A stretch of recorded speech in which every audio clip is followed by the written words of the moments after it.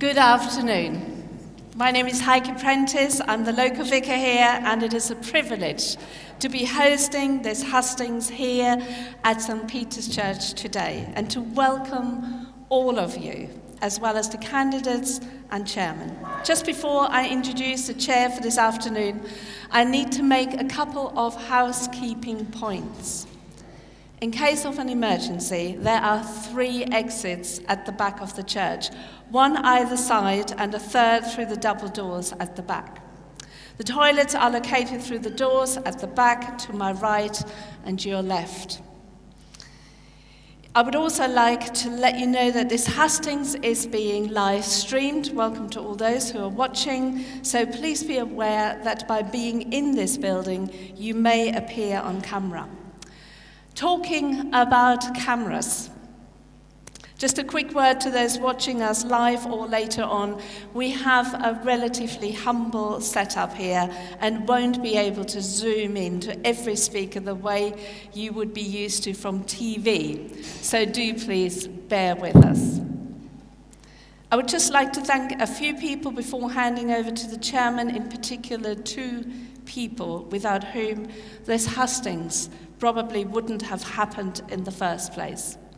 My thanks go to Susan Elliott and Brian Meads. Please can I ask you to respect the beautiful and sacred surroundings we find ourselves in.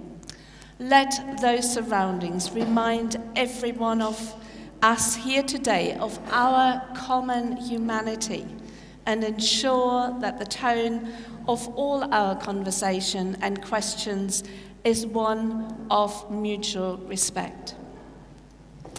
Now, I'm particularly delighted that the chairing of this meeting rests in the capable hands of James Bardrick. Right behind me, a community-minded resident of Coggeshall who has lived here for nearly 20 years and is about 1 week away from retiring as head of US Bank City in the UK. Don't worry, James, life will get even busier. Now, James and Sophie were married here in St. Peter's Church, together have 4 children, 3 of those are adults. Among his hobbies, he lists woodwork, sailing, skiing, reading and cooking. So over to you, James, with grateful thanks. Thank you, Heike, and welcome to everybody. I just want to also say a few thanks. The first one is actually thanks to all of you, the people who have joined us, constituents from Witham, for coming to listen, for coming to think, and coming to ask questions, and then I hope thinking about how you vote and what you share with others. And I do particularly want to thank you for being active participants in this most important democratic process. It's I think at the last election, 70% of Witham constituents did turn out and vote, but that still means that 3 out of 10 people didn't, and frankly that worries me. So thank you for obviously intending to and preparing yourself for that, but please do spread the word when you leave and encourage others to do the same.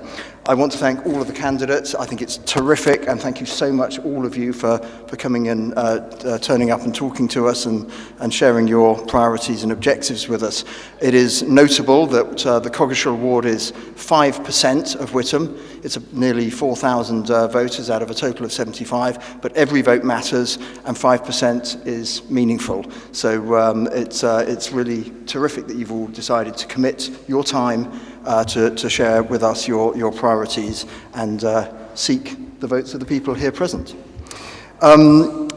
I won't repeat what Heike said about respect, but for the place and for the other participants. But I have asked the candidates not to interrupt each other, not to speak over each other, and to please answer the question. But I'm actually going to say, could the questioners and the audience also respect those types of behaviours as well, and let people have their say, listen carefully, and I will do my best to ensure it's handled fairly. So we will move on to some prepared opening statements. These will be quite brief. There's a traffic light for those at the back, but the candidates can see, so they'll have a couple of minutes, but when it goes orange, I do expect them to be wrapping up. And if I get really quite robust and turn microphones off, you'll know that we've gone into red.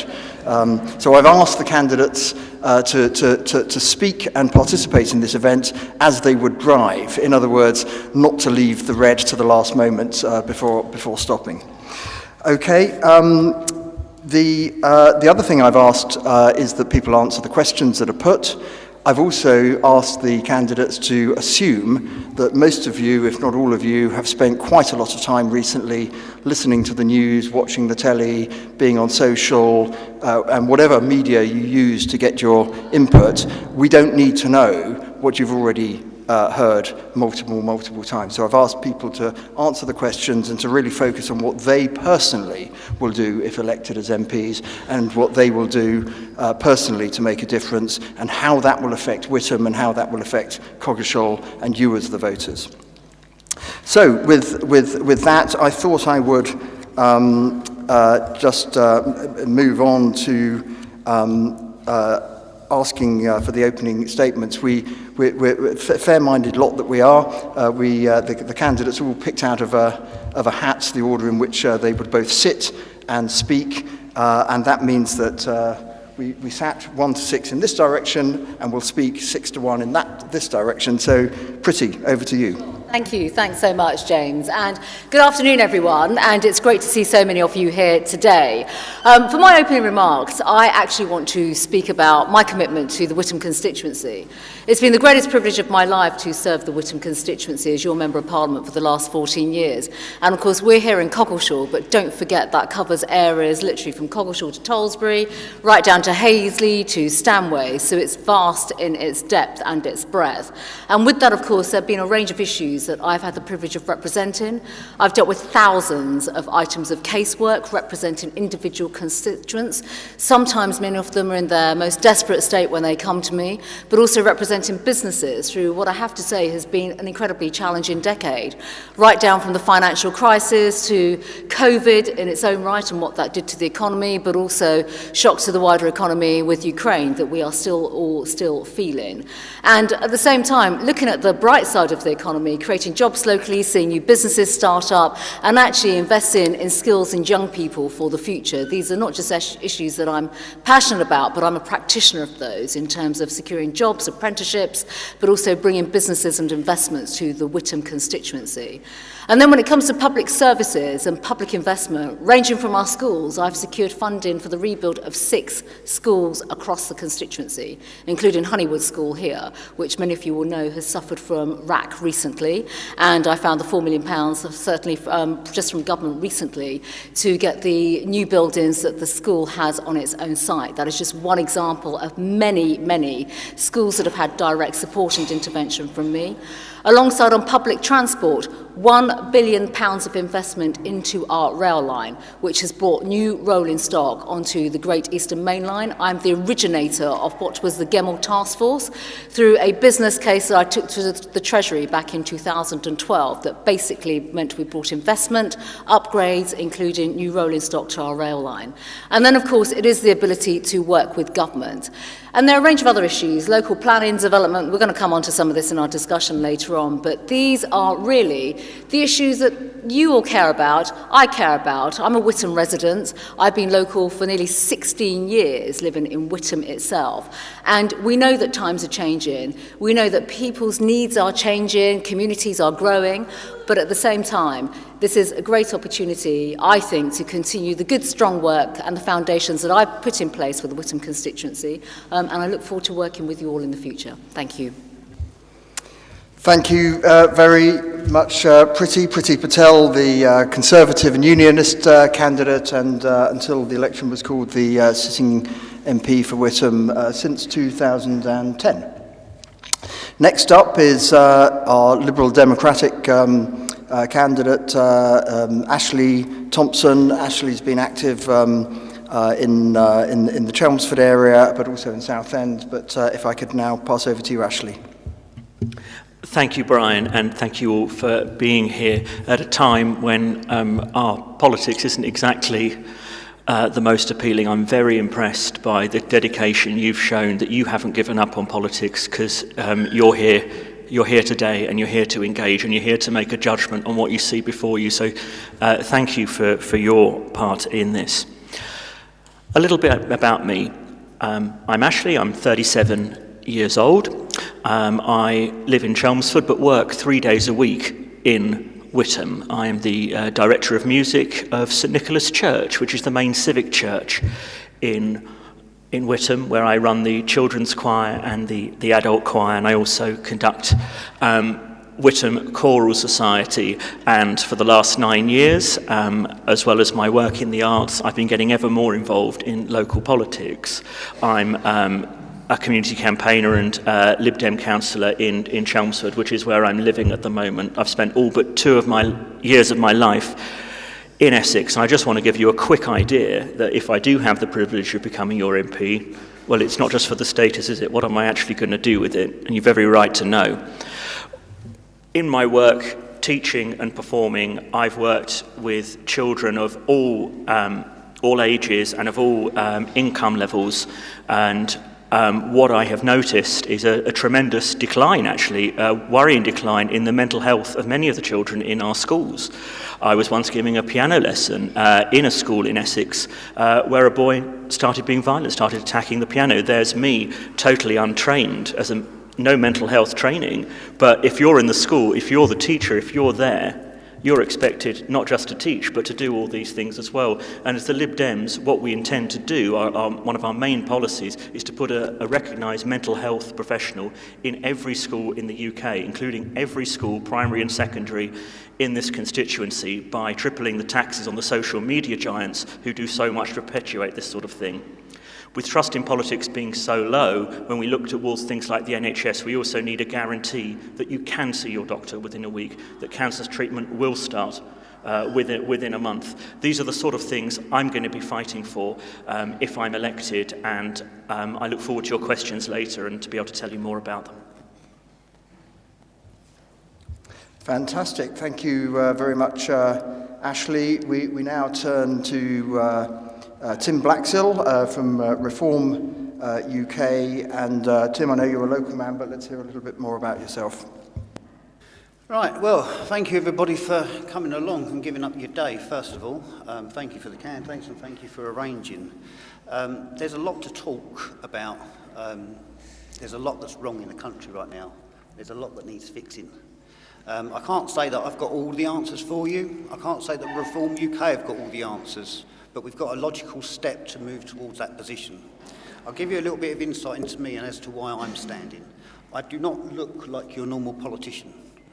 I've been working throughout my life in different areas, serving the public, from normal retail shop that I had all the way through to multinational corporations and big business, e-commerce, in all ways. I've now come full circle because I miss working with my hands. I miss interacting with the community. So I now started up a little business where we just serve the local residents in Essex. And as part of that, there's a charity arm to the business. So I get to see a lot of areas where they don't necessarily get the right help and support, the vulnerable people. So I hope to obviously help bridge that gap. Now, I'm 43. I've got 5 children. I've lived and worked in Whittam for 22 years. I see the demise of Whittam falling down. I see violence rife. There's knife violence rife. There's drugs running happening. The high street is closing. The shops are going. We've got more bookies than you can possibly imagine, and more barbers than you can shake a stick at. Yet Whittam historically was actually a really leading town. We was a very thriving high street, was a very thriving location. And I just think that actually, without wanting to get too personal, our existing standing MP hasn't been working for us as well as what they could have done. I can give you many examples from my wife. My wife is a teacher at a secondary school in Whittam. It's one of the schools that our MPs tried to help out, but it hasn't been as successful as first anticipated. You need to be careful with what's put out to the public and don't trust the propaganda. You need to get the true facts, and that's what I'm here to provide you with today. The public services are falling down. Our roads are in a disgraceful mess, and I don't see the council stepping forward and helping. We have no housing. Our cost of our housing is out of control. The cost of the fuel is out of control. I have, personally speaking now, I have less money in my back pocket than I ever have done at any point in my life, and I've been working since the age of 16.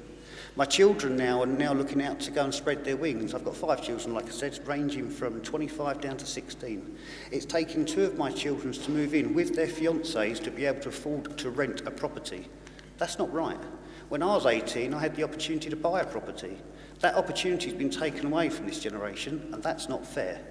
I think our government need to do a lot more to step up to the plate, and I hope from this conversation today, you'll hopefully look into reform a little bit more, look into me as an individual a little bit more. All the information is out there. You're welcome to check my interviews, you're welcome to check my background. There's nothing hidden, so whatever I can do to help, please let me know. You've just run the red light, but only just, so we'll take that. Thank you, Tim. And move Chelsea.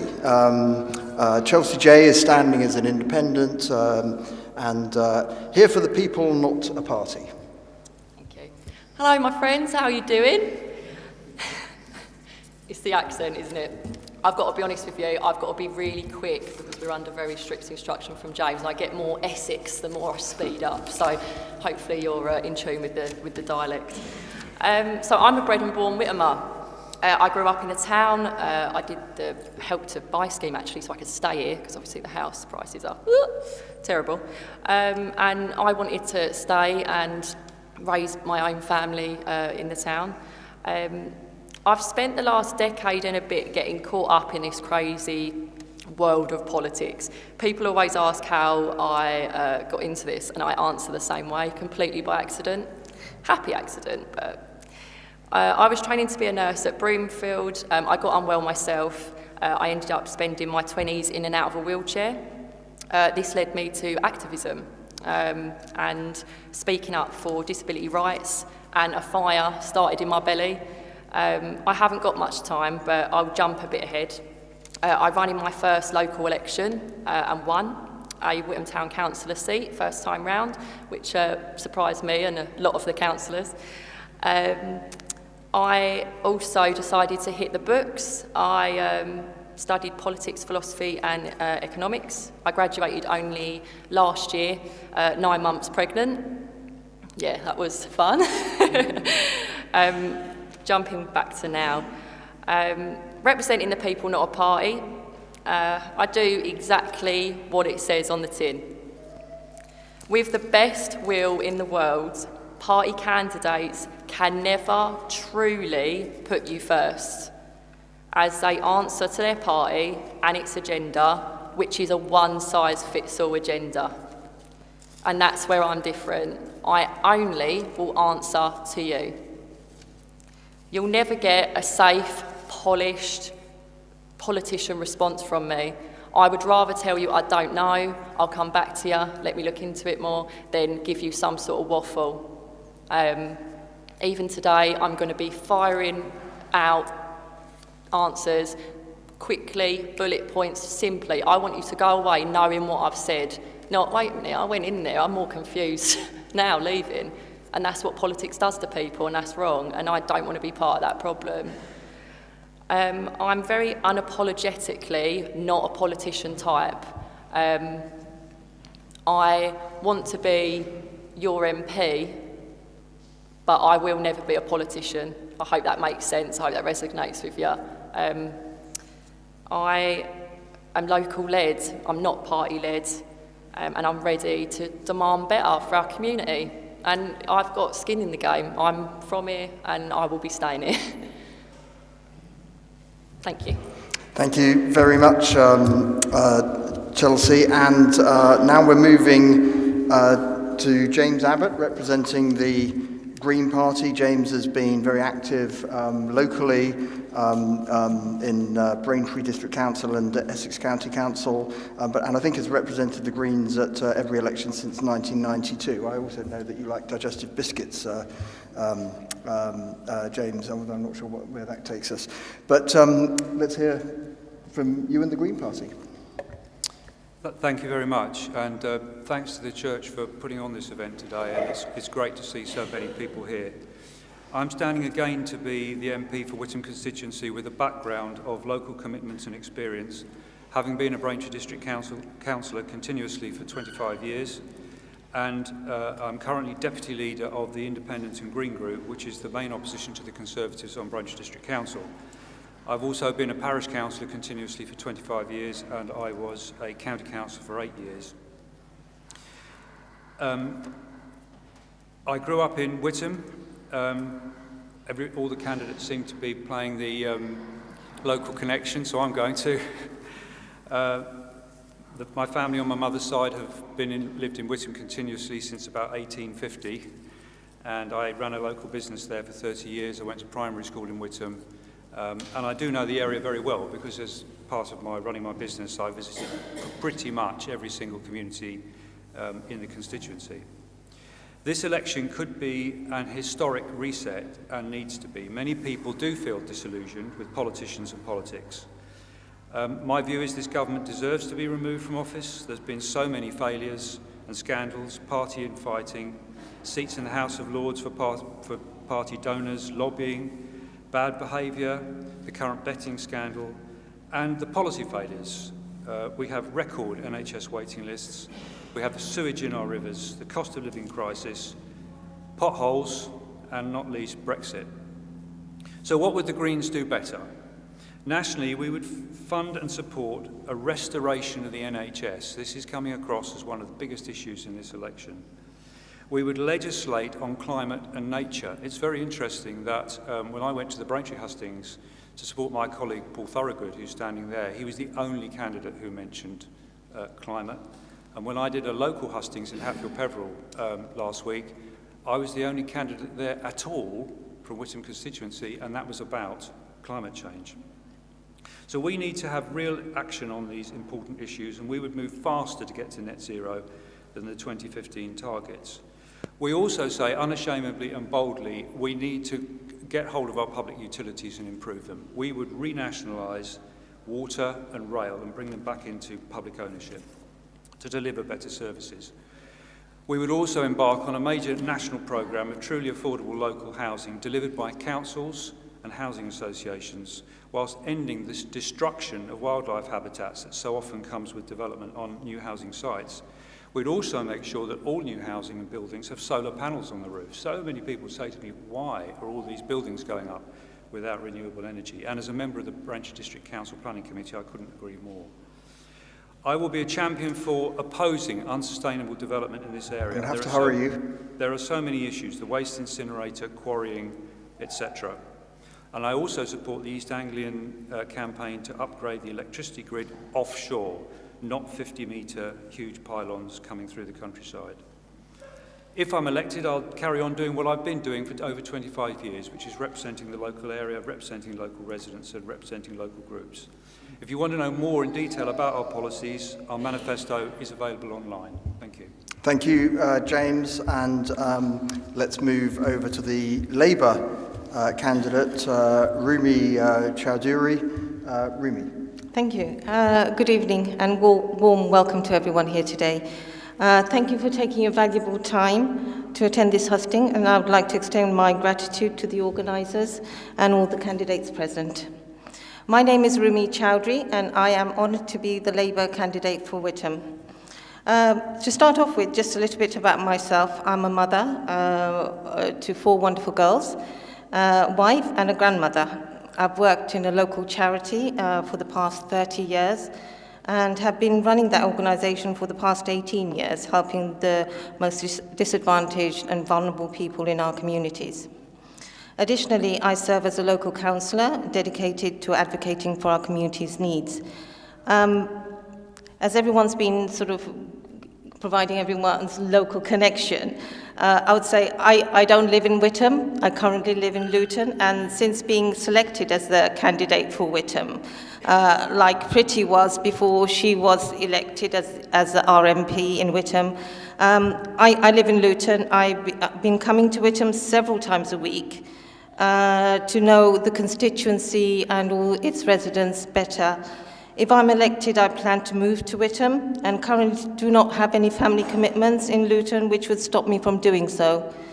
I believe the time for change is now, both in Witham and across the country.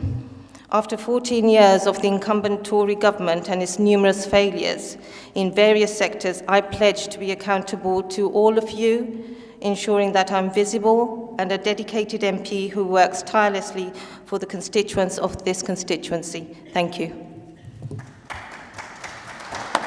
Thank you to all of the candidates. As the eagle-eyed amongst you might have observed, I received at the beginning of all of that a basket full, and literally a basket full, of questions that you have asked or scribbled down as you came in, and I've just very rapidly been grouping those because some very clear themes are emerging. And I'm going to start off picking up on one of the biggest themes that has come through, where you would like to know a little bit more from each of the candidates as to, if they were to become Witham's new MP, how would they prioritise and balance their time and their energy, use their position, their influence and their mandate, on the one hand to help ensure that Parliament, whether in government or not, gets to the right policies and the right things are discussed and debated, to support the priorities and objectives of their own party, where appropriate, and not in the case of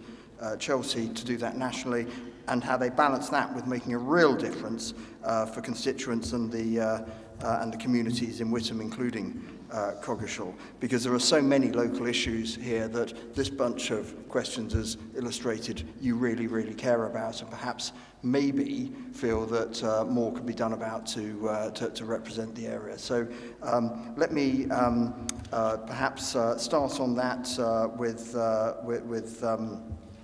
Tim. Sure. So the question is, what am I going to do? Microphone, and My remember you've only apologies, got 1 minute. I did say I'm new to this, so apologies, you'll probably get that a few times today. So the question was, what am I going to do and how am I going to prioritise my time? Well, quite simply, I'm here to work for you, so kind of you dictate my time. Obviously my sole purpose is to make sure that my constituency of Witham will be happy and I can deliver what you want. So my idea behind politics is actually, I think we've become so disconnected. We need to be able to have a much closer link and have much more influence over the individuals, and that all comes down to having access. So I'd have open surgery where literally you guys can come to me, we'll actually collate the issues. When we get an argument which needs to be taken further up the chain, and indeed that's exactly what I'll do. So I work for you guys, I'll base my time around exactly what this district needs, but of course I will obviously have my responsibilities in London as well, which again I'll just naturally take care of. Chelsea, I'm not going to come to you because I think your position is very clear. You're here for these people, not for their parties, and not necessarily for lobbying at a national level. But is that a fair characterisation? Is there anything you'd like to say about that quickly? I will be giving them hell in Parliament, that kind of goes without saying.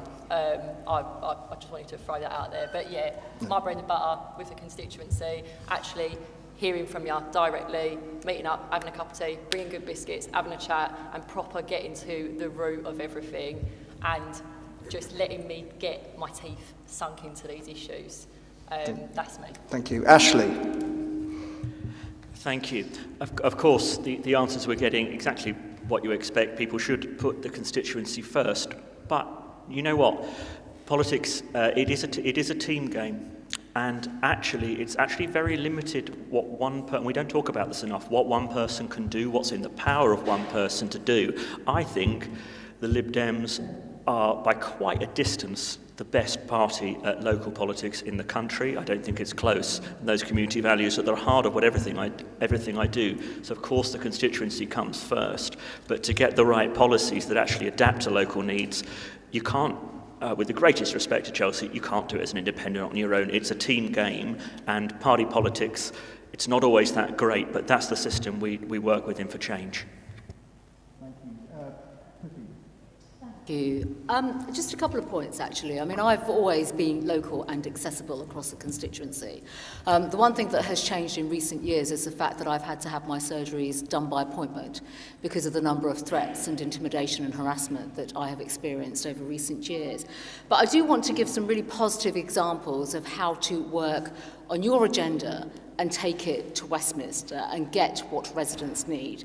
And there are a couple of examples, if I may say so, that I'd like to just speak about. One is the widening scheme of the A12.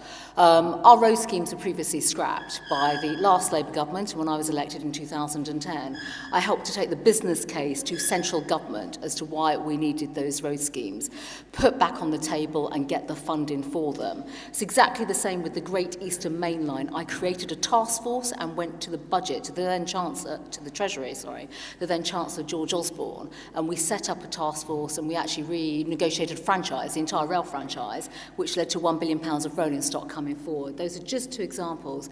And also on planning and development. These are big issues across this entire constituency. So back in the day, I was the one that worked with our parish councils to encourage them to develop neighbourhood plans. Many of you will be familiar with that whole process. I mean, this was over 10 years ago. I was a big advocate. I'd speak in Parliament about the value of neighbourhood plans and bringing neighbourhood plans from central government outside to the locality as well.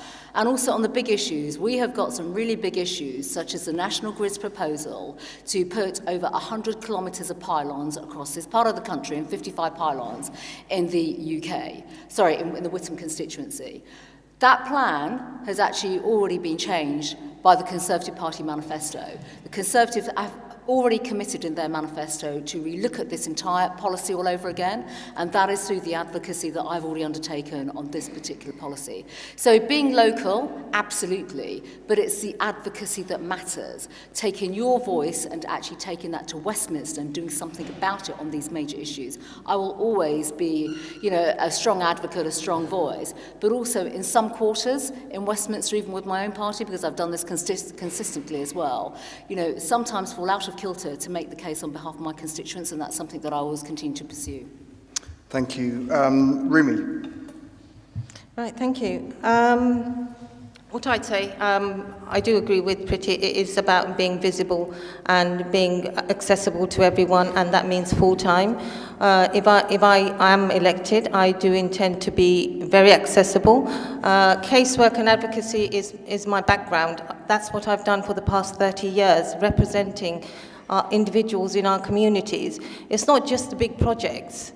It's about the individuals and their concerns and their needs.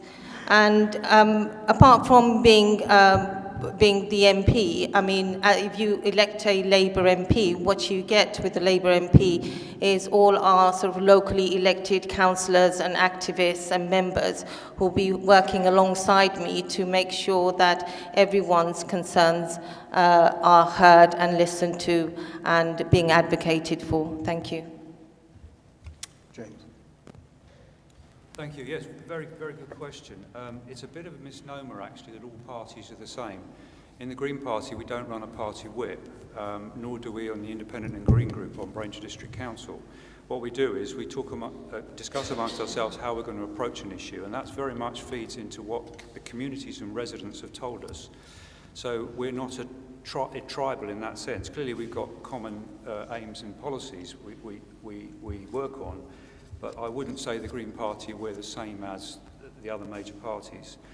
In terms of how I devote my time, I would literally carry on doing what I'm now doing, but on a bigger scale, and obviously I'd have staff, which I currently don't have, which is to advocate and to help local people, local groups, communities, working on projects. I get representations from residents literally every day, sometimes in the night as well, which I don't mind, and I always try and do my best for them. And in terms of working in Parliament, I know many of the current Green and some of the other party parliamentarians, Caroline Lucas, Natalie Bennett, the formidable Jenny Jones in the House of Lords. I'm very much hoping that more Greens are going to be elected at this election. Adrian Ramsey, who I've known for nearly 30 years, stands a good chance in Waveney Valley, not far up the road here, up the A12. Sian Berry hopefully will take over from Caroline Lucas in the Brighton Pavilion seat, and so on. And in terms of Greens getting elected, I think the argument, well, it's a wasted vote, that really is out of the window now. This election we are looking at gaining Green MPs, and at each successive local election cycle over the last 4 or 5 years, we've increased our number of councillors dramatically, because people like what they see when they get Green councillors elected. So we're now standing at over 800 Green councillors. When I was first elected, I think it was about 50. It's a dramatic change. We're now running councils. We're the main opposition on councils. So voting for Green, if you agree with our policies, is a genuine democratic choice you can make at this election. Moving on to another group of questions that all sort of fell into a very similar theme. A lot of you asked about what each of the candidates would be doing for the younger people in our constituency and their future, and whether that's very local and immediate things like the education resources available, or whether it's the impact on their future lives coming from planning decisions, climate change, infrastructure impacts from some of these major projects that seem to centre on the Witham constituency for some reason. All of these things, but can I ask each of the candidates how do you think about two things? One is the future for and the impact that you can make to better the opportunities for younger people in this constituency. But I'd also like you to comment very briefly on how you might engage those younger people from an early age and now, given that a lot of the messaging seems to be aimed at the average age of our voters, which is in excess of 50. And to start off with that, perhaps Chelsea, I'll ask you to start with that. Did you ask me first because I'm the youngest by any chance? So it's an absolute passion project for me to get younger people into politics. I got into this in my 20s, coming from a background of living with a single parent that isn't even registered to vote.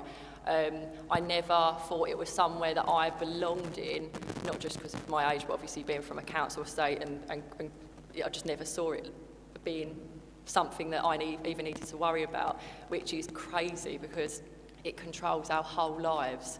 I think it needs to start in schools. I think that the fact that you go through school and it's not even on the curriculum to learn about politics and about democracy as like a core subject is wild. The fact that, you know, you can register to vote at 16 and actually vote at 18, the amount of people that don't know that you can register at 16. I go in the schools locally in Witham on their leavers dues. They're all ready to go and I'm standing there getting them all to register to vote because it is so important to get it instilled in them right away how important their voice is and that they absolutely have a place. This isn't an older person thing. And so that's absolutely core to me, making politics popular.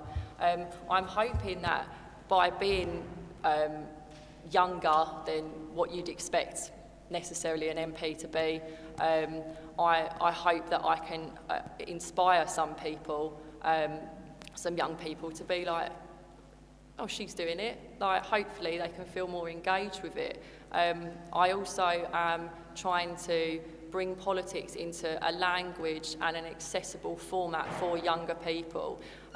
If you read manifestos, if you were to give a manifesto to a young person, you know, it's chunky, it's not in a digestible format for young people. It's boring.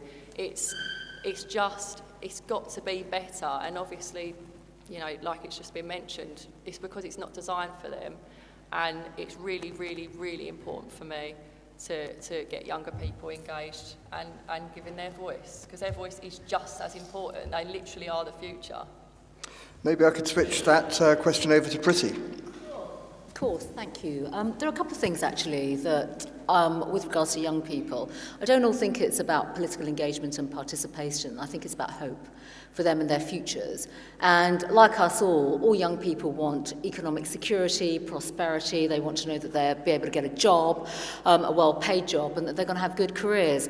And many of you will know this. I mean, I run some careers fairs on an annual basis, basically. I have a my background was in consultancy. I still bring many of the firms that I used to work with into local schools. And quite frankly, I think actually opening the eyes of our youngsters to what their futures could look like is really important. And it's not just in Witham, it is wider Essex, but also across the United Kingdom and even internationally. I've had the greatest privilege in life. I've worked abroad. I've had some of those experiences. And I think those opportunities should be open to absolutely everyone. But on the political side, I have been in schools. I mean, I do citizenship classes, for example. You know, we give plenty of talks. We have schools come over to Parliament. We have this amazing parliamentary facility in Westminster. So children from years 5 and 6, and then obviously 7 upwards in secondary schools are actively coming to Parliament, and I engage them constantly. And I think that's important, not just for political engagement, but actually to get them to understand about society, citizenship, what it's to be a responsible citizen, also giving back to their community engagement and participation. These are the values that I grew up with, which is what drew me into public life in the first place. And I think it's really important that we also instill those values across all generations. And, you know, our demographics in Essex are certainly getting older, but it also means that our young people actually have the experiences to, you know, be good citizens in the wider community and help others.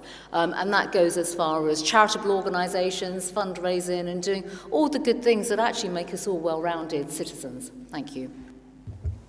Thanks for that, Prissy. James, maybe you could comment on that. Yes, thank you. Well, it's a very, very good question again. Well, the bottom line is that a passion of mine is education, which has been underfunded under this government for many years. I'm particularly passionate about early years, how we get children and families having the best start in life. I was a primary school governor for 10 years, so I saw many of the issues there which young people and families face. And I would say my observation is that COVID has had a very bad impact on many families, and particularly young people and children, including on mental health, school attendance. So there's a lot of work to be done there, and I think it'll take many years to recover. The lack of funding in so many areas, or the decline in funding, the youth services at Essex County Council has been defunded. That's another important issue where we can engage with children and young people who might perhaps have some problems. In terms of engaging with young people, I am now on social media. My daughter said to me, "You've got to be, Dad. You've got to be on Twitter and Facebook." Double-edged sword. I enjoy communicating with people on it, but keeping up with it is hard work. And if anything goes wrong with them, I have to rely on my children to sort it out, because I'm not that good at the technology. But in terms of direct help, in my role as a councillor, I've helped groups such as the Scouts, the Guides, skate park in Silverend we had built, pitch improvements for youth football. I'm really passionate about helping young people, particularly in our rural communities where perhaps they don't have the same facilities they will have in our urban areas. Thanks for that, Tim. Perfect. Now, this is something I can very confidently talk about. So, my little business as an apprentice, I was one of the people that come through an apprentice scheme. My wife, who I mentioned before, who's a school teacher, she will tell you herself personally that there's been a huge drive for the longest time of people going to university. Some of the degrees they're getting are serious, some are kind of almost made up, but they're still getting the costs associated to those, which isn't right. Actually, the apprentice scheme is something we should all really be proud of. Some of the kids just don't learn in the same way. So it's at schools, it's all about scores, grades, anxiety, they're getting nervous, but actually when they look into some of the more creative arts or design technology, actually they're a bit of a natural at it. They already have the ability inside them. What we need to do is nurture that ability for the individuals and give them the opportunities they wouldn't otherwise had. How would we engage with the youth? Good question. Normally you'd perhaps go and look at a youth centre, but when was the last time you saw a youth centre around? I don't see them anymore. So maybe what we should be looking to do is actually get the local businesses that would be able to employ these apprentices to engage with the schools. Give them an opportunity to have a taster, see what they might like. And if they can find something which they're naturally gifted towards, well, hey, that could be the good step forward. It will give them pride in what they're doing. It won't allow them to be left behind. And more importantly, they won't feel stupid. Now, this is a personal situation. I am dyslexic. I struggled very, very hard at school. Being 43, dyslexia at my age back then was you're just a stupid dunce kid, and you was left in the corner to count the cracks.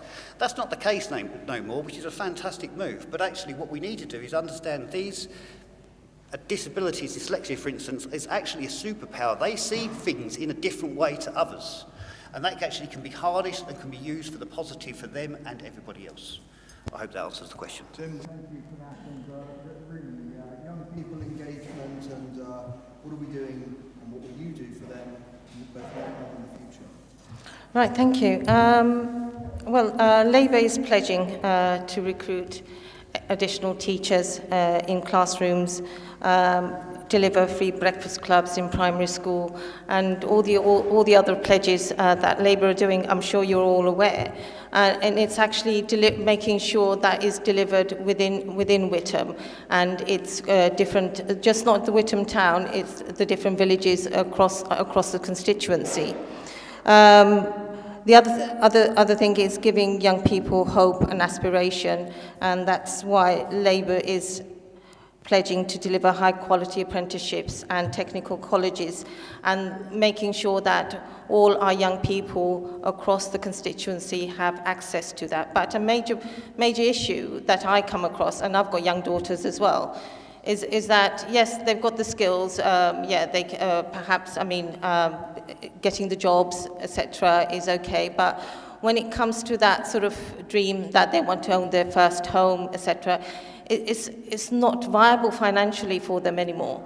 So it's making sure that we deliver sort of social housing plus affordable housing for young people, so that they too can aspire to home ownership and getting their foot on that property ladder.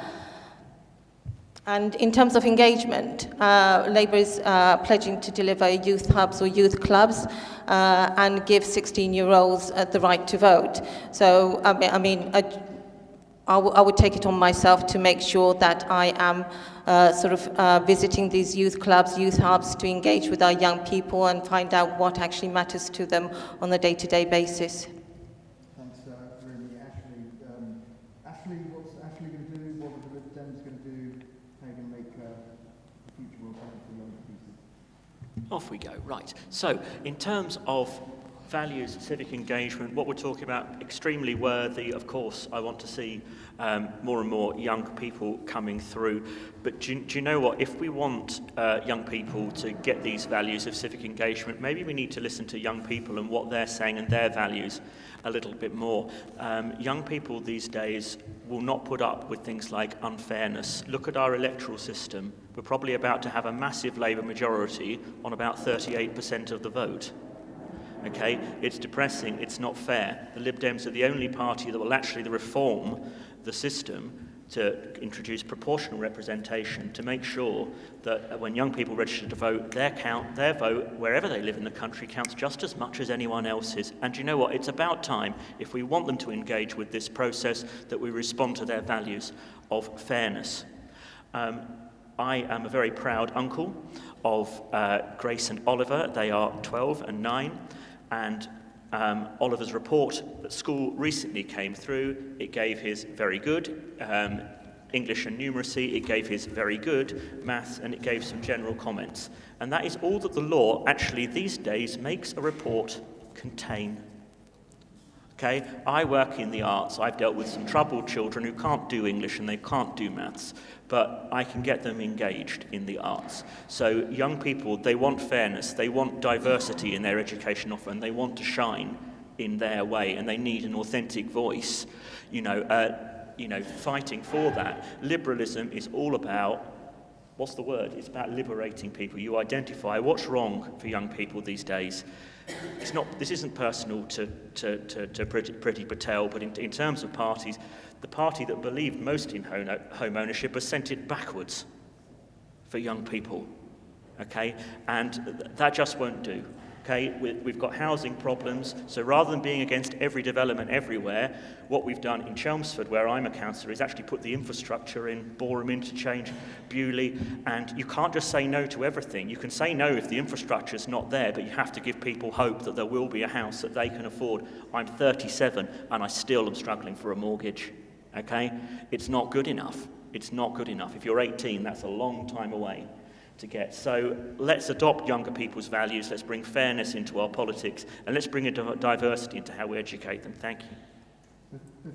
Before I go over to questions from the floor, I'm going to actually segue from one of the points that was raised, because I know that James wants to come in. We talked about fairness, and it came up in the context of young people, but I think it's a more general point. I'd like to hear from the candidates on how fair do they think the electoral system is, and how well do they think that the current system of government and representation is serving people. And I'm going to start with James. Yes, thank you. Perfect, because that's the point I wanted to raise. The Liberal Democrat candidate said only the Lib Dems support proportional representation. As a matter of record, the Green Party has always supported proportional representation. We support PR for council elections, for Parliament, and we'd also reform the House of Lords to make it an elected second chamber instead of an appointed second chamber. And I think we need to, this is another one of these issues where I was talking about a reset. We need to reset our politics in so many ways. We cannot go on with this Labour-Tory swing every 10 to 15 years. We need to have a mature democracy like they do in Europe, where yes, there's an election and you stand either as an independent or for a party, but after that election, you form a government based on the true will of the people. And there is a risk at this election that Labour could have a majority of 200, 250 on less than 40% of the vote, because that's the way the votes are being diced up. And it's particularly, the electoral system is particularly hard on parties like the Greens, to some extent the Liberal Democrats. And people say, well, it's a wasted vote. Well, I've already argued it's not, because we're getting elected, but it shouldn't be, should it? Everyone's vote should count equally. That should be a key principle of democracy. Thanks. Let me go to Rumi. What's your position? What's the Labour position on that? Hi. Thank you. In terms of my position, I do agree that proportional representation is the way forward. Unfortunately, I think as a Labour government, once it gets into power, I think that's something that they will need to work towards. In terms of, it's not just about proportional representation, it's about young people, giving young people a voice as well. So I do, as Labour have pledged, they will give young people a voice in that. So yes, let's work together, and going forward, if we get a Labour government in, perhaps we can work towards a proportional representation as well. Tim, do you and Reform have a view on the electoral system and representation? This is quite difficult, actually.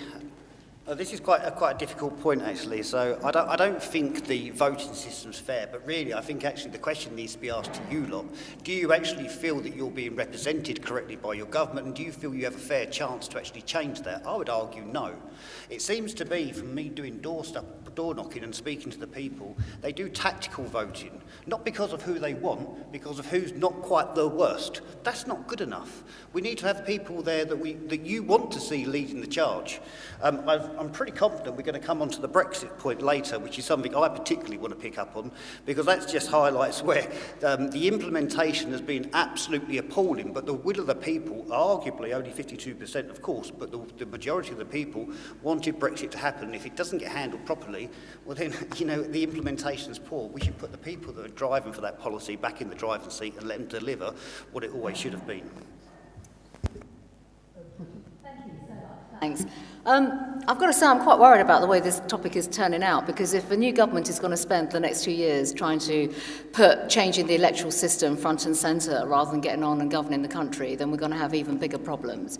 I think, first of all, we have a lot of government in our lives already. We really do. And by that, I'm referring to, quite frankly, we have council structures, but there are also proposals in manifestos of other political parties as well to look at doing more devolution across the country. And so where that will come and sit alongside changing the electoral system, I think is going to be quite challenging. And I think these are one of these issues where, the facts and reality collide, particularly in terms of Parliament and getting things done in Westminster. What I would like to see, of course, is better engagement, and I think that's really important, better, honest engagement. Our politics is not working well at all, and I have to say, colleagues have already mentioned, bigger majorities post this election for, let's say, the Labour Party. I've had a front row seat on seeing what an 80-seat majority has not delivered for our country as well. And therefore, I think we do need to make sure that our politics remains local, it remains absolutely transparent when it comes to working for you as constituents and the representation, but ensuring actually when manifestos are presented at general elections, they do what it says on the tin and that you hold your elected representative to account in terms of the delivery of them. I think I can say that because obviously I was Home Secretary for just over 3 years, and in the 2019 manifesto I did deliver exactly the reforms on policies that we outlined in that manifesto. I know things have moved on since then, but I think that level of accountability is really vital. Thanks, Priti. Now, I am going to come back to Ashley, who sort of started this thread, but I think it'd be interesting to hear Chelsea, as a independent, what are your views on representation and the way the system works? I do agree with proportional representation. I really do appreciate what Priti's saying. The thought of taking the electoral system and changing it is massive. It's a massive undertaking. It's not something that can happen overnight. But I don't think that should stop it from happening. The voting needs to be as fair as it possibly can be. And we should not be in a situation ever where we are stuck in this cycle of just two parties dominating the whole of our political picture, and it basically just being just the same old, because it's stuck. That shouldn't be the way it is, and anything that can stop that, I am 100% behind. Thank you. I'm going to ask you to be brief, Ashley, but you started it. Finish it briefly for us. Thank you. I can't believe that I've just sat next to a Conservative who has just said that they've had a front row seat as an 80-seat majority has been completely wasted. And on that point, I entirely agree with you.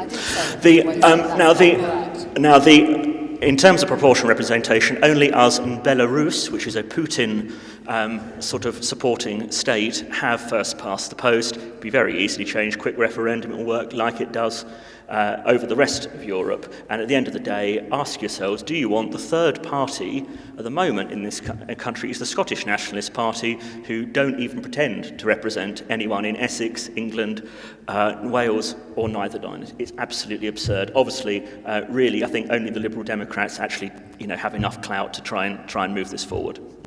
Now, at the risk of catching whoever's holding the roving mic on the back foot, let me ask if there's some questions from the floor. There's one down here. Can I just add something? Sorry, Rumi, Yeah. yes. Can I just add something? Before we move on, I think what I'd like to add is that the Labour government will look at a package of reforms. It's not as if the Labour government's going to get into power and they'll start working on proportional representation and use up all government's time in that. But it doesn't mean it's not important enough that we don't need to sort of look at it. So the Labour government will look at a package of reforms. And in terms of the reforms, it's about putting power back into the hands of local people and local communities. And isn't it the Conservatives who want to put an additional layer of governance in Essex? When you talk about local decision-making in terms of local people and local communities, I come to Witham and what do I see? Potholes. If that's local government working properly and, put the decision-making going correct, why do we see potholes that have been there for years? I'm sorry, We're going to have to move on. I think all of us get pretty frustrated with potholes, but we've got a question down the front here. For the last 14 years, Witham has been in decline. We hear a lot of talk from you, Priti, but what has changed? It's now harder for me to get a house. I have to live with a grandparent, and that's the case for a lot of young people or with parents. It costs so much to get a rail ticket into London, where there's a lot of more opportunity if you want to go for those higher paying jobs. So what is the Conservative economic strategy, and can you really claim that after 14 years that it's worked? Actually, I can on this say that Witham has grown, and where Witham was when I became Member of Parliament in 2010, do you know our schools in Witham Town in particular were either required improvement or in special measures. And actually, some of you will be aware that I run a literacy programme every single year called Get Witham Reading. That has actually shifted our numeracy and literacy standards across the constituency in a very big way. You've mentioned about rail fares. We pay one of the highest rail fares in the country, and we actually cross-subsidise the rest of the country. We're net contributors to Her Majesty's Treasury, and that's why I've done my utmost to get money back out, hence the reason why we've had that investment in the rail line through the Gemmell Task Force, £600 million of upgrades, £1 billion on the trains, and that has made us a thriving commuter town. And the one thing I would say is because our schools are so good, that is why we're now having people from London and out of Essex effectively wanting to come to live in what is a very, very special part of Essex. I'm proud of that. There are lots of issues. I will just say this, employment rates are at the highest they have been in Witham, and that is because we are full of SMEs. We are an entrepreneurial county. You come to our industrial estates, we've got businesses setting up there constantly, and that is because of our strategic location, potential investments in our roads, our wider networks, and plus because young people do actually want to work locally. I think it'd be great if there were other opportunities that they would explore. I've already touched on the fact I hold careers fair. I do a lot on the apprenticeship side of things as well. I work with the Essex Chamber of Commerce. I do a lot of the business work at a national and at a local level. Witham is a thriving town, and actually we've got a lot going for us. We really have. And I think, there's a long way for us to go too. There are plenty of other opportunities, but you've mentioned housing. We all need more affordable housing. That is absolutely correct. One of the problems we have right now is that our social housing providers are just getting bigger and bigger and bigger. There is too much consolidation that has taken place. I think we now need some smaller social housing providers that can provide houses locally within the community for local people to live and stay in the community. And there are some good examples, actually, in the Malden district of this happening. And we should have much more of that in the Braintree part, because clearly that's where the bulk of the population of the Witham constituency is. Thanks for that. Good question just there, please. I would just like to say, as a local independent councillor, thanks to everybody for organising this event. I think it belies the myth that there isn't an interest in politics. I do have one specific question. What are the implications of 50-metre high pylons scything through the Blackwater Valley and the Environment Agency no less, seeking to build a mega flood dam and quarry scheme on Church of England land? How would you oppose these schemes if you were elected? Thank you very much. I'd like really short answers from a number of you. And I think you can hear from the response that this is an issue that really, really matters. So let's start, Rumi, with you. No, thank you for your question. And I know it's a subject close to a lot of people's hearts. And as an individual, if I do get elected as your MP, what I would do is work with the communities concerned to listen to all the views and look. Is it National Grid who are putting up the pylons, work with the National Grid as well as the government to make sure that we have fair decision-making that doesn't adversely affect our communities in the process. Thank you. James, I imagine you've got a point of view on this. Yes, I certainly have. Both the current government have failed local communities through the planning system, and the Labour government, I fear, will do the same. If you listen to quotes coming out of Keir Starmer and senior people in the Labour Party, they're talking about bulldozing through the planning system, that they hate tree huggers, that they're going to make enemies of local communities who stand in the way of development. It's the wrong way around. We need to be talking to local communities about how we deliver sustainable development. I'm unequivocally opposed to the pylons. I'm actively involved with the campaign to stop the pylons. We need an offshore grid. Yes, we need the wind farms, we need the renewable energy, but an offshore grid would be far more sustainable. If you want to sign the petition I've started to save the 300-year-old oak tree Henry in Rivenhall, nearly 1,000 names now, that is one of many veteran oak trees at risk, and many hedges and other trees at risk of being destroyed by the pylons. It's not just the pylons themselves. They're going to build a road with HGVs coming right the way through the southern part of Braintree district.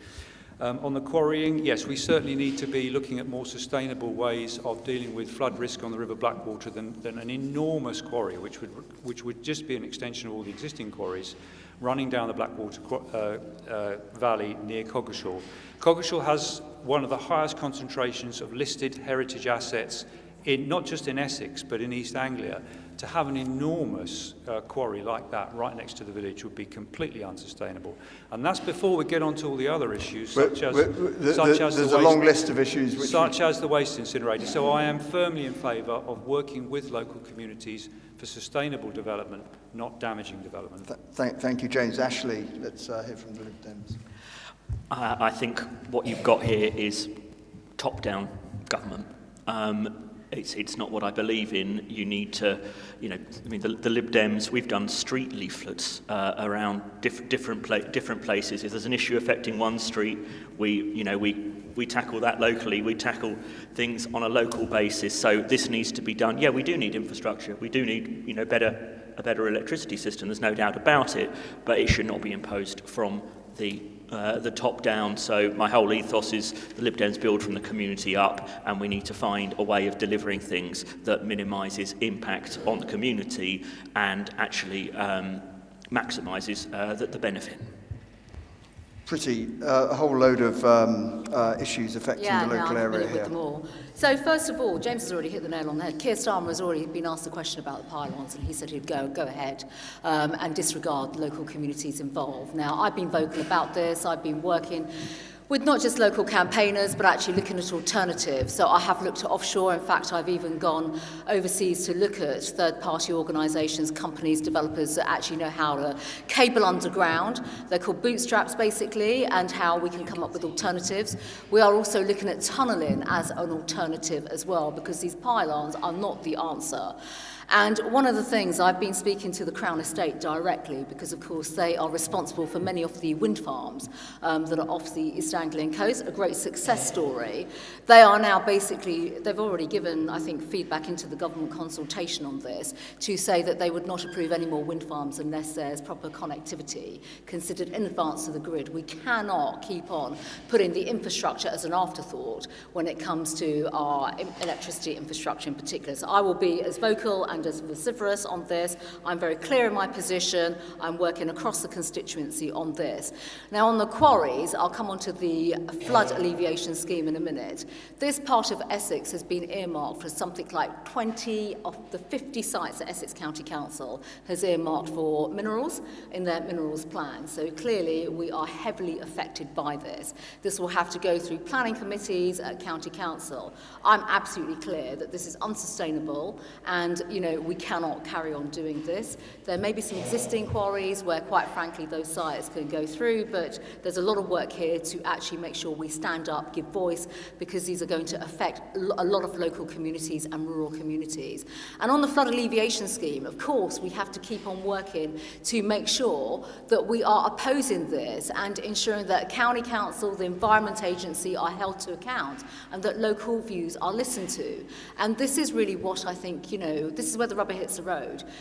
This is a general election, and you're having political parties say different things. My views are clear on this. My party's views are clear on this. James has already touched on this. The Labour Party are unequivocal. They will start building over our countryside, and they will start making these plans ahead. So I will continue to be your solid voice and strong voice and advocate against many of these things. But my final point is, where we have appropriate development, or where we need appropriate development, we have to find the appropriate size for it. And that's a much wider discussion across the entire constituency. But on the plans that have just been spoken on, the pylons and the flood alleviation scheme and quarries, we have to be firmly against those. Tim.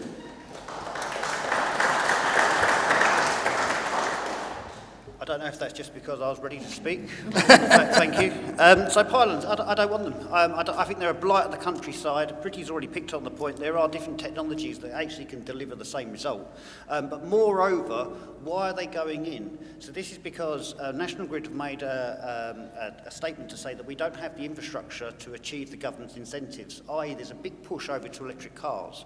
So you're going to be wanting to charge them from your home address. Of course you are. But we don't have the capacity in the existing grid to be able to support that. So actually perhaps what we need to do is question what the original purpose of these were for, and maybe readjust our expectations whether we need to go so hard and so fast, because I'm sure, as everybody will be in this room, that we would much rather keep our countryside looking the way it does now and dig underground, because it makes sense. If the roads are there already, follow the roads. The infrastructure can go down that route. And finally, Chelsea. I really hope that all of the issues we come back to in their own merit. I don't just want to kind of merge everything into one, because the pylons, the quarry, the incinerator, they are all important in their own right, and they all need to be discussed properly. In terms of pylons, I've been talking to local Ian Williamson, top geezer. I am absolutely disgusted in National Grid.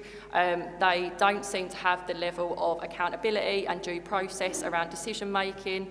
As a private and profitable business, that level not being regulated to the level that they need to is pretty dangerous. Ofgem, from what I gather, are as useful as a chocolate teacup. I am completely in full support of the case the community has fought, and I want to put a question to our government: why are you not making the National Grid follow the Green Book? It's literally National Grid are making this up as they go along, the constant goalpost changing and acting like there is no choice. There is a choice, they just don't want to give it to you, and that is not okay. This is your community, and quite frankly, Coggeshall will never be the same again if these pylons happen. They will literally change the very fabric of this place. That's not okay. Thank you, Chelsea. Now, gentleman here in the front in the baseball cap. Oh, sorry, you have been waiting. I will come to you next. Thank you. If elected, what would you and your party do about climate change? So the question was, what would you and what would your party do to address the issues and the risks of climate change? And I'll start, perhaps, if I may, there with Ashley. Say less and do more, I think, would be good. In fact, the late Queen was actually overheard. She was a famously discreet woman, but she was overheard by the media. She didn't realise there was a camera behind her, saying, "I do wish politicians would talk less about it." Down the road in Chelmsford, where I'm on the council, Lib Dems have planted 66,000 trees in 4 years, and that needs to be just the start. Really, we need sustainable communities. I don't drive. We need to bring things like public transport probably back into public ownership, make it run particularly through rural communities, which a lot of this constituency is, and we need to make not driving actually viable for a large number of people. I think the village of Turling has, is it 1 or 2 buses a week go to Tarling or Turling? It's absurd. So we can talk about climate change as much as we like, but until we give people sustainable alternatives, we're going to carry on in our cars and we're going to carry on polluting. So sustainable alternatives. So, yeah, this is a very divisive subject. So you can't deny climate change is definitely happening. That's not up for dispute. But actually our approach to tackling it is harming the individuals. So reforms idea would be to actually we do a much longer transition from our existing fuel sources over to a more renewable base. So that'll be using things like the solar panels and like. What we would do instantly is actually more focused on your back pocket than it is on the climate. And please understand exactly why that is. We are only a very, very small nation in a very big world. And we don't put out the same level of pollutants as anywhere near as the big guys around the world. So even if we attracted all of the reforms that the government have tried to put forward, it only has, as documented, a 0.02% change, which is nothing in the grand scheme of things. You have other countries setting off nukes underneath the water, but yet we're going around with a special light bulb with a bag for life. Unfortunately, it's not going to work in that way. We need a drastic rethink. I believe we should be looking to, like I say, do a smooth transition. So we need to scrap the policies that are going onto your bills. We need to scrap the greenhouse policies, which are subsidies, the renewable subsidies, which are being added to your bill as well. And we need to secure our own energy in this country so we can make it affordable. We are outsourcing so much of our greenhouse gases so we look good internationally. We're not. We're just pumping the energy in from other parts of the country, other parts of the world. And if you take that into consideration, actually our CO2 output is humongous. But of course, we get to pass that loss on to the other countries because they're the ones that are physically exporting it into us. I've got to pass that now over to James and the Greens. Thank you. Well, climate change and nature restoration are at the very heart of the Green Party's manifesto for this election. Climate change is an issue which is overlooked far too often or even talked about in the wrong terms. The Reform candidate just now has said we're a small nation, we don't emit as much as other nations. But physics doesn't recognise the difference between carbon dioxide and methane emitted in Britain and China and America. It just mixes in the atmosphere.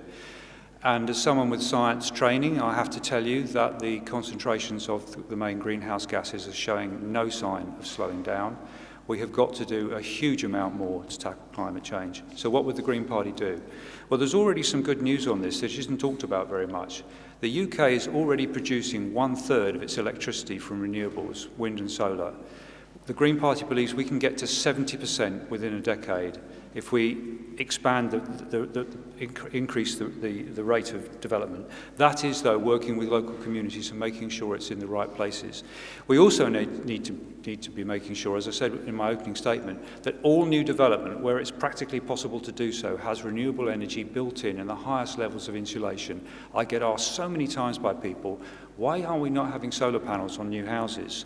And as I say, as a member of the Braintree District Planning Committee, I think all parties on that committee find that is very, very frustrating. The Green Party would also invest in a national programme of home insulation. The UK has some of the worst insulated housing stock in Europe. And although we don't get very cold weather that often, when we do, that results in real fuel poverty for people. We need to be investing far more in public transport. And locally here in this area, I've been pushing, along with my colleagues in the Independence and Green Group, for a grid network of cycleways and footways which connect the towns and the villages, just like they have in Holland. It wouldn't actually cost that much money, and it could be a game changer for people. I know not everyone can cycle, for those people who wanted to. So there's an awful lot we need to do, and I think the Green Party has very ambitious policies in this area on climate change and nature restoration. Thank you. Rumi. Right, thank you. I think everyone's heard about this, but the Labour Party will set up the Great British Energy to produce clean energy and cut our bills for good. We'll also make sure that we clean our waterways, our rivers, reservoirs, stop companies from polluting our rivers, and creating sustainable communities with sustainable transport, which is needed in Witham constituency. We need sustainable transport to make sure that our elderly and our vulnerable are connected and they are not left having to travel on private transport to even access their NHS services, first tier and second tier.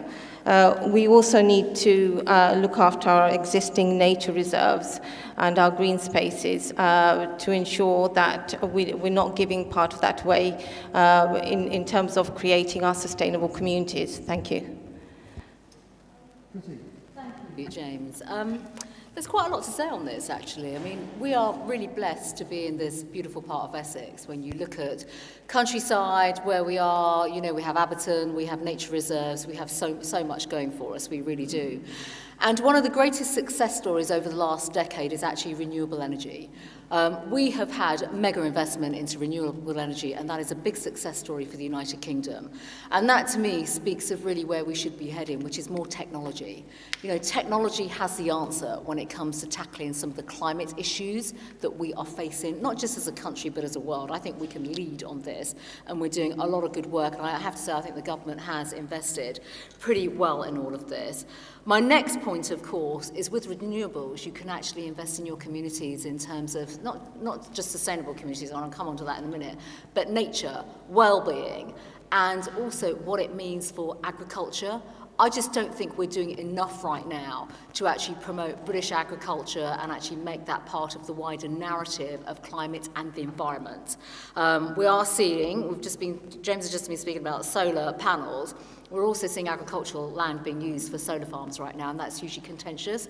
But I think we have to be practical and find practical solutions that don't cost the earth, because I'm afraid when governments, my government has done this, sign up to international pledges, you all end up paying for it, with levies and things of that nature. And I really think we've got to move away from this, which actually brings me on to two things. One has been touched on by James. Why is it that we're not building new homes with all these, whether it's renewables embedded in them and with developers actually working to achieve that? And that is something that our planning policies and our local councils should be doing. The other is our own energy supply. We need energy security. And yes, that might mean small nuclear reactors, and I think we've got to invest much more in that whole area. One term that worries me is this whole concept of sustainable communities. And I think we can sit here in Coggeshall this afternoon and use this term, because it was not that long ago where many of us, some of us in this room in fact, were campaigning against the so-called development of a sustainable community called West Hay. That is not the answer, that really isn't. We have to look at practical ways in which we can actually do good for the environment and actually make good contributions when it comes to reducing greenhouse emissions and things of that nature, but also make conscientious choices and decisions that do not cost the earth. Thank you. The gentleman in the baseball cap has been patiently waiting, so... Yeah, my name's Chris Siddle. I'm the... I didn't speak. Sorry, you're first on my list. That's right.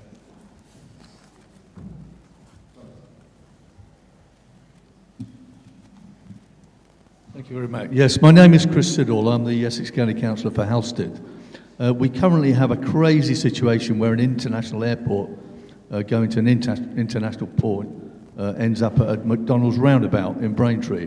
What are you going to do about dualling the A120 between the Braintree and the A12? And this is going to become even more important as the incinerator comes online, because we've got something like 600,000 tonnes of waste going to be going to Rivenall incinerator, which is several hundred lorries a week, and they're going to come down small country lanes. What are you going to do? Thanks. So I'm going to go to Chelsea first, and if you wanted to sort of just start that with anything you wanted to add on the broader climate change issue, but then come into this very specific A120 loading point. Okay, I'll just literally rattle through climate. If I was elected as your MP, I'd treat the climate emergency as an emergency, push for housing developers to build climate-conscious homes as standard, build on brownfield sites before green open space even gets considered, and mandatory replanting of all established trees that they plan to remove. Invest in renewable energy only, no new oil, gas or coal contracts. And back to you. Thank you for letting me just pop that bit in there. There was obviously a consultation, wasn't there, for this, and it's my understanding that the option that the public actually voted for wasn't then what was given.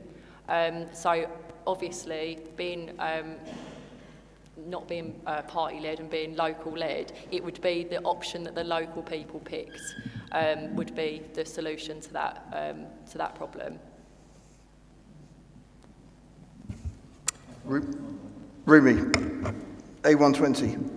Right, I think it's a big issue, the A120, especially with the incinerator coming on, and we do need to find options and solutions in terms of how we extend the A120 so that the lorries coming into the incinerator back and forth, that there is a funded solution to cover that. I think it's equally important that we do sit down and look at with government to look at the options and in terms of progression as well, how we move on from where we are at the moment. Okay, and Ashley. For me, it's quite a simple one. If anybody was sat here wanting to be elected to be your MP and was not going to fight for improved infrastructure, then they shouldn't be sat here. So yes, you've got to fight for the infrastructure. And the only thing is, where is the money going to come from? Yeah. That's the big thing, because we'd all like to click our fingers, but with that caveat in place, we should all be fighting for infrastructure. It's going to come from the 1.3 billion improvement in GDP with only $500 million investment, so there's no reason not to do it. Okay, I'm going to let Tim come back on that one. First of all, I couldn't just, you literally took the words exactly out of my mouth. So I wish you could have held it on 30 seconds, because that would have gone perfectly. But nevertheless, you're absolutely right. I guess my question would be, is it a bottleneck? Absolutely. Have we got far too much transportation going down that particular road? Absolutely. What can we do to offset that? Well, we've got other infrastructure that we could use. We've got a criminally unused waterway. We've got trains that we could use. But more specifically, what is the cost of not widening it? And you've already answered the questions, that one, my friend, so I thank you.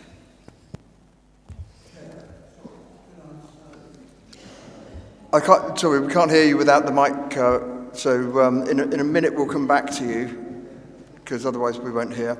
But Pretty, sure. This has been a long-standing issue. Yeah, it's been long-standing, and I'm sure people know, I mean, this has just been a labour of love for me, because, of course, I secured the funding from Essex County Council and the government to get the feasibility study to actually get this new route under consultation, and that was after the then Labour government in 2009 scrapped the whole proposal for the A120. So I'm unapologetic on this. I will continue to fight for this road. I just think, we have to have this road. The delays have been terrible. I do just want to say something else. It's not just about the A120, it's also about the A12 and the connectivity. I wanted those two schemes actually to be coterminous and take place at a similar time. But of course now even that's under threat because there is a judicial review on the A12. And so, this is going to be very, very difficult. And should there be a change in government, my first ask of that government will be, are you going to fund this? And what's the time frame for you actually delivering this road scheme? Because it's vital for this part of Essex. Thank you. James. Well, Mr. Siddle talked about access to the incinerator. If I'm the last person standing, I will always oppose the incinerator, just as I have been doing for 3 decades. If that thing becomes operational, we will all be breathing in the emissions, depending on which way the wind's directing is on a particular day, from Coggeshall roughly westerly, where I live in Rivenall, roughly northerly. It's the wrong way to be treating waste, and already the operators are seeking to get 350,000 tonnes of black bin waste from Essex County Council, which, by the way, is Conservative run, and which, by the way, was the original council that gave planning permission for it. So there's a little bit of a loop there to be looked at. In terms of the A120, we just talked about climate and nature, and yet all the candidates are saying, let's get on and build a new road through open countryside. How does that help us with climate and nature? But however, I do agree that the A120 needs to be made safer and more effective.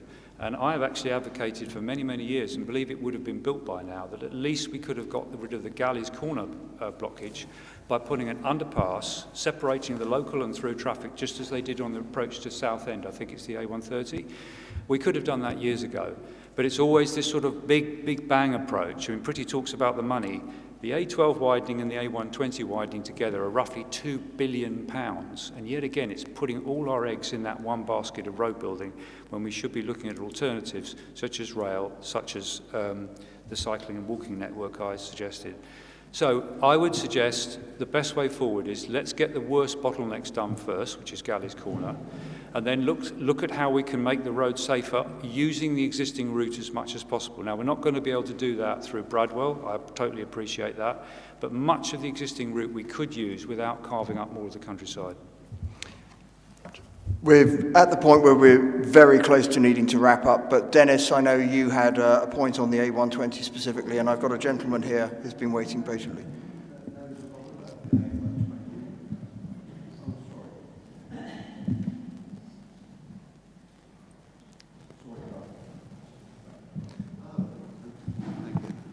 Yes. sorry. The A120, I know Petty knows a lot of... I know Petty knows a lot about this because I've seen her billboards on both sides of the road, and they do lead to Clacton, and I thought, what's at Clacton? That's more danger for us, because who may get elected in Clacton?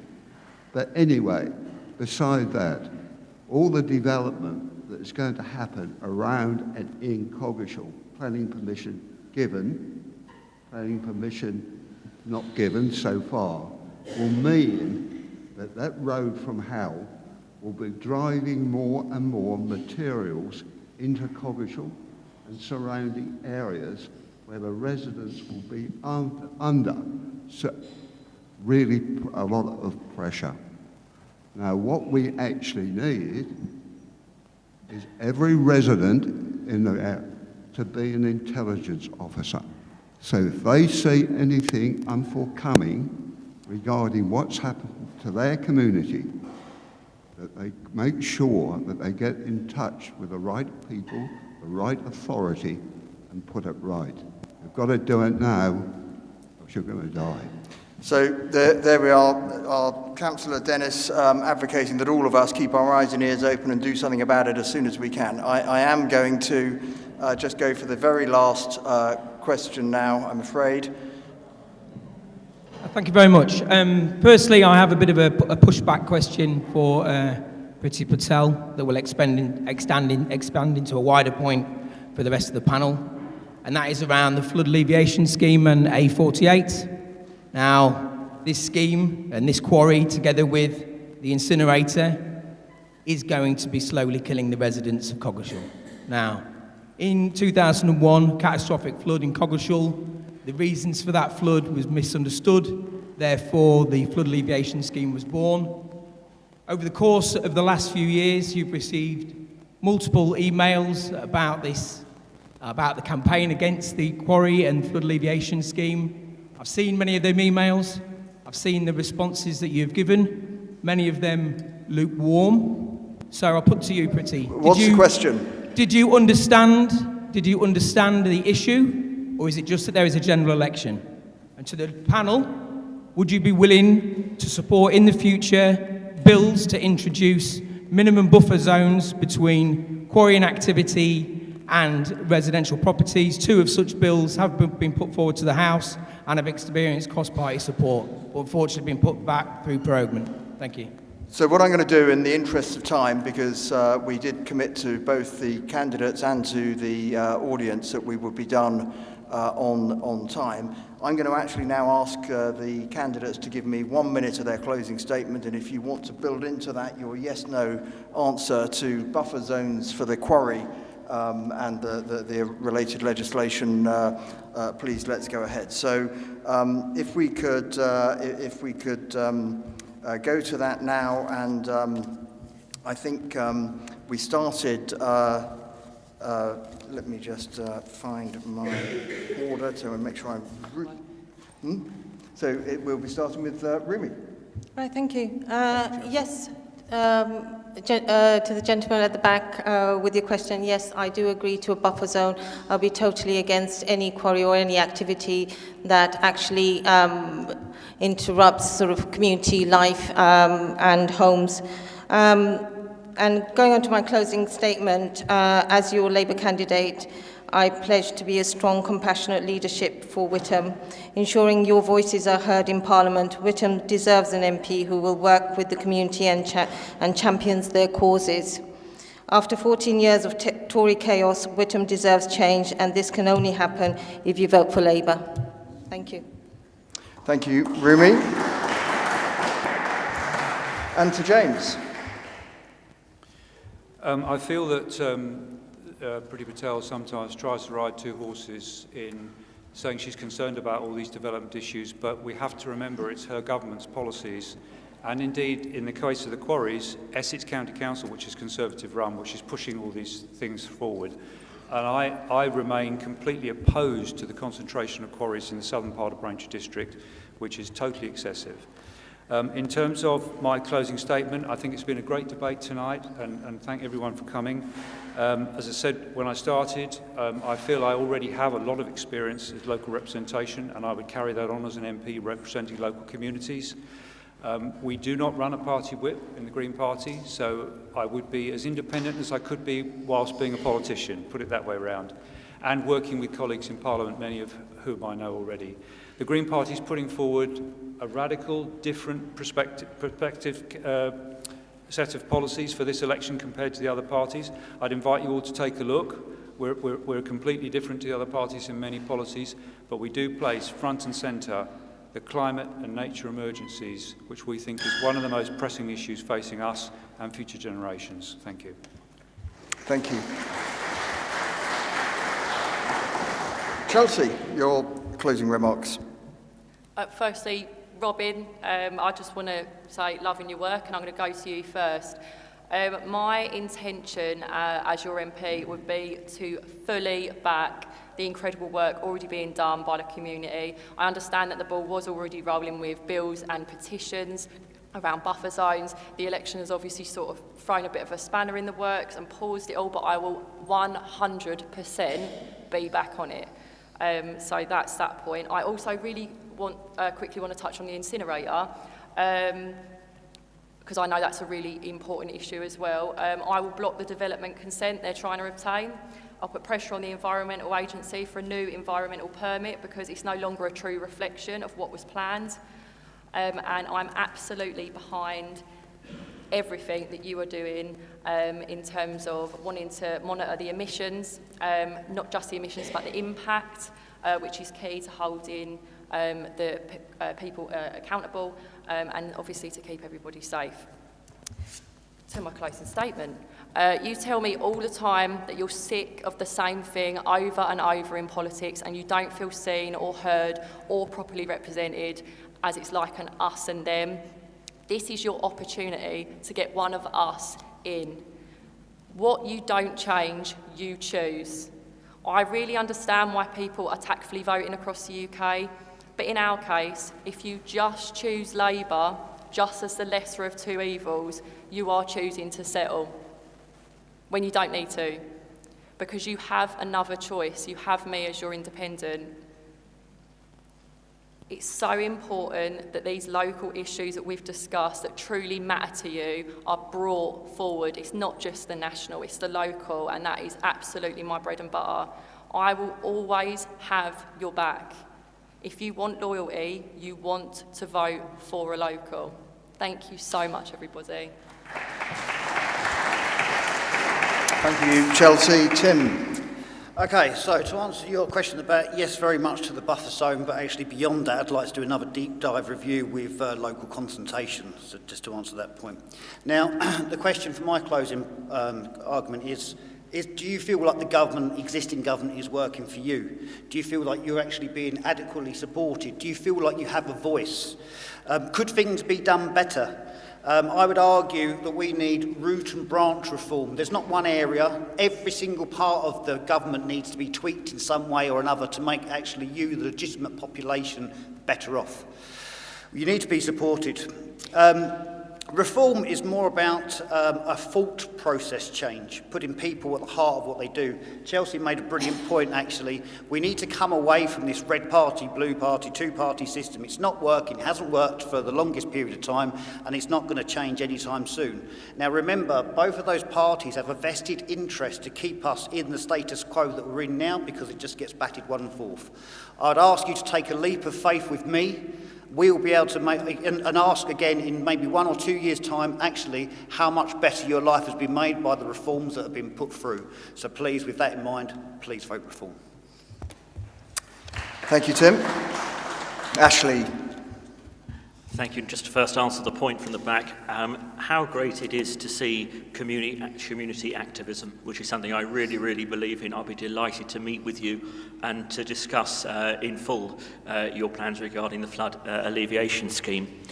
But to move to my closing statement, more broadly, it really is time that we started hearing more about the Lib Dems. We've got this policy to give you a guaranteed GP appointment within 7 days, because it needs to be in law, guys, because otherwise it's just, trust me, I'm a politician, and I think we might be a bit past that now, particularly after the last 14 years.